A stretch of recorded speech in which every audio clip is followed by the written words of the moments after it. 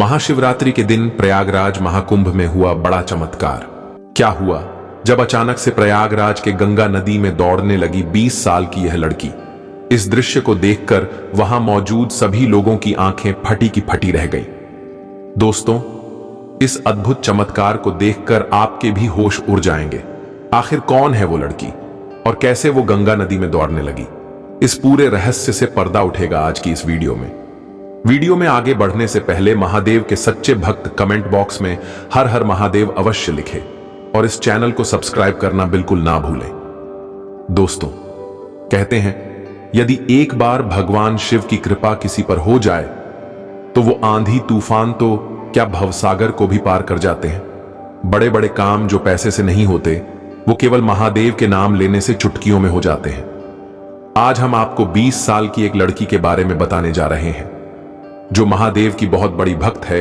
वो भगवान शिव का नाम लेते हुए प्रयागराज के गंगा नदी को दौड़कर पार कर गई। जी हां दोस्तों, आपने बिल्कुल सही सुना। ये लड़की नदी में चल रही थी। जिस किसी ने भी इस दृश्य को देखा वो हैरान रह गया।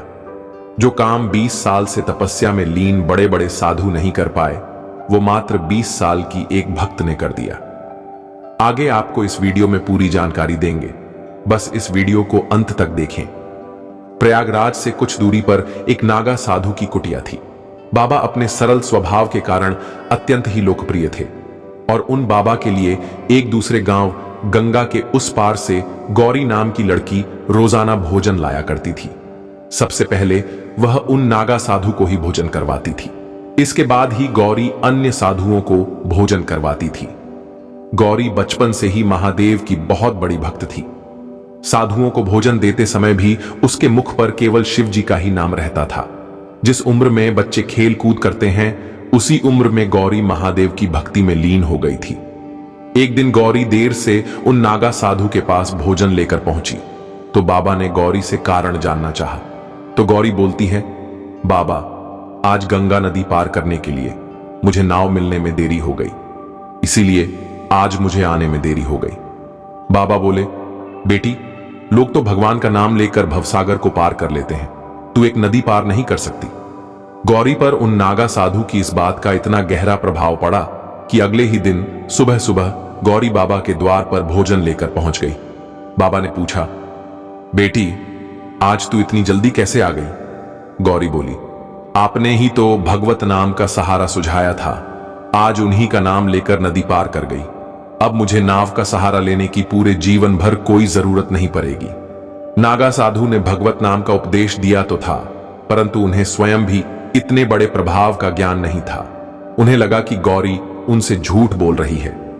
जब बाबा प्रमाण लेने के लिए गौरी को गंगा नदी के किनारे लेकर पहुंचे तो इस दृश्य को देखकर उनकी आंखें आश्चर्य से फटी की फटी रह गईं।